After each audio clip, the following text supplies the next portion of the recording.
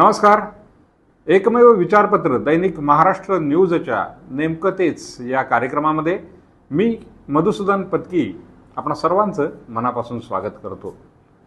नुकत्याच घडलेल्या घटनांच्या संदर्भात आपण काही विश्लेषण करत असतो, माहिती देत असतो किंवा आहे त्या माहितीचं सटीप असं काही सांगत असतो. नुकतीच एक घटना घडली. चित्रलेखा मासिकाचे किंवा नियतकालिकाचे संपादक ज्ञानेश महाराव यांच्या भाषणावरून सर्वप्रथम मोठा गदारोळ उमटला. त्यानंतर हिंदुत्ववादी संघटनांनी त्यांच्याकडे जाऊन त्यांना माफी मागायला लावली. त्यांनी जी विधानं केली होती त्या विधानाच्या संदर्भात त्यांनी दिलगिरी व्यक्त करावी अशा प्रकारचं आग्रही मागणी या हिंदुत्ववादी संघटनांनी केली आणि ज्ञानेश महाराव यांनी माफी मागितली. हा एकूणच घटनाक्रम बघितला तर महाराष्ट्र राज्याचं राजकारण, समाजकारण आणि एकूणच जातीय जी वीण पूर्वी होती ती कशी उसवत चाललेली आहे याचं आपल्याला दर्शन नक्कीच होतं.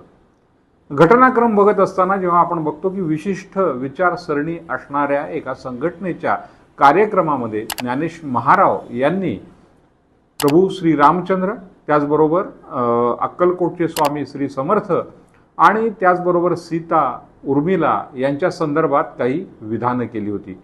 अर्थात ही विधानं त्यांची वैयक्तिक मतं असू शकतात. वैयक्तिक मतं जवळच्या मित्रमंडळींमध्ये किंवा बैठकीमध्ये व्यक्त केली त्याच्यावर गदारोळ होणं अपेक्षित नाही. मात्र जेव्हा व्यासपीठावरून, सार्वजनिक समारंभातून, कार्यक्रमातून अशा प्रकारची मतं व्यक्त होतात तेव्हा नक्कीच त्याचे पडसाद उमटत असतात.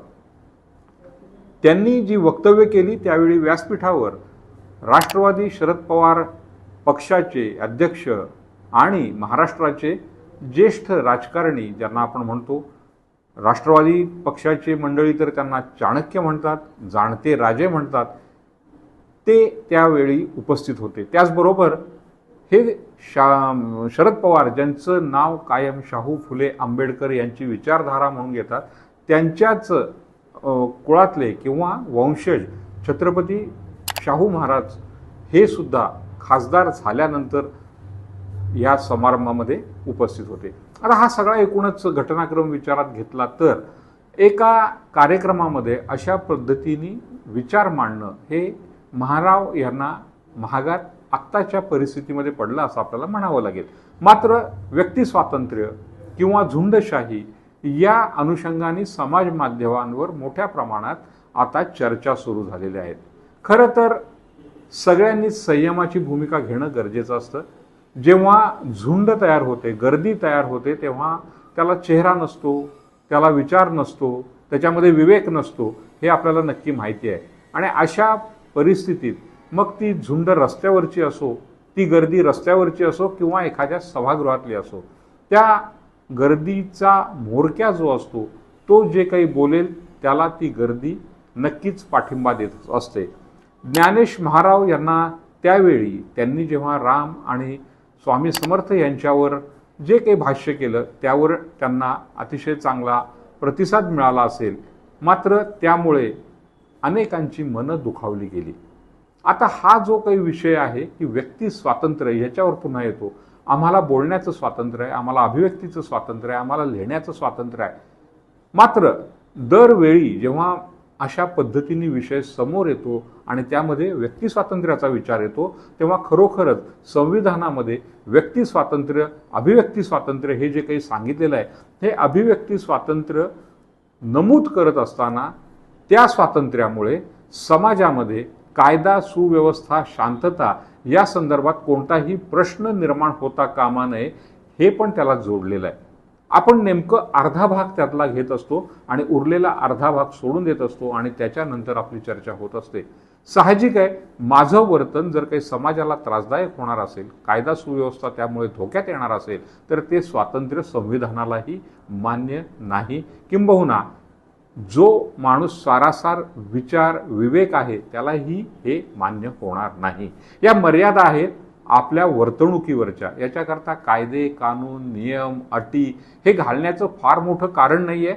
आपण विचार केला पाहिजे. बरं, त्यातूनही ज्या कार्यक्रमामध्ये आपण आलेलो आहोत, ज्या संघटनेच्या मार्फत आलेलो आहोत त्या संघटनेची तत्त्व जी असतील, विचार जो असेल तो अधिक मोठा विस्तृत कसा करता येईल, त्यात त्रुटी असतील तर त्या कमी कशा करता येतील, त्याचबरोबर अधिक चांगल्या पद्धतीने त्याची मांडणी कशी करता येईल हे बोलणं खरं तर अपेक्षित आहे, ना की आपली रेष मोठी करण्याकरता दुसऱ्याची रेष खोडून काढणं हा विषय असू शकतो. आपण आपले विचार मोठे करूया.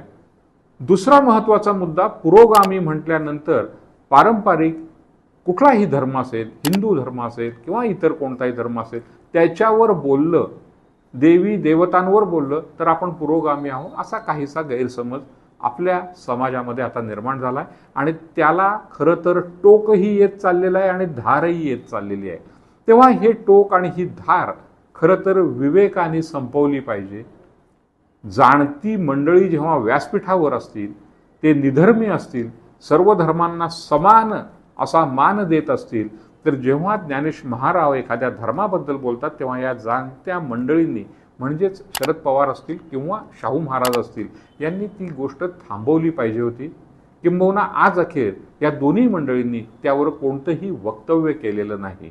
मात्र त्या विधानाच्या बाजूनी आणि त्या विधानाच्या विरोधात फार मोठ्या प्रमाणात गदारोळ सुरू झाला आहे. बरं, हे केवळ शाब्दिक वैचारिक मतभेदापुरतं शिल्लक राहतं आहे का?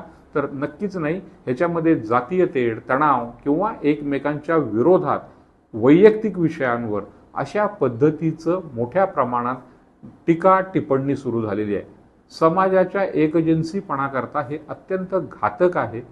विवेकाने सगळ्यांनीच वागलं पाहिजे आणि हे वागत असताना दुसऱ्यांच्या मताचाही आदर केला पाहिजे. लोकशाहीमध्ये माझ्या विरोधात जे मत आहे त्याचाही आदर केला पाहिजे, हे मूळ तत्व आहे.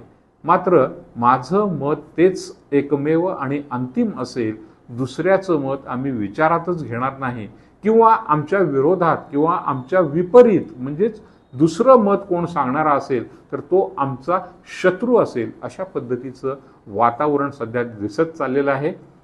कुठलेही जातीपातीचे धर्माचे भेदाभेद होऊ नये हा खरं तर विचार प्रामुख्याने समोर यायला पाहिजे. त्याकरता पाठराखण केली पाहिजे.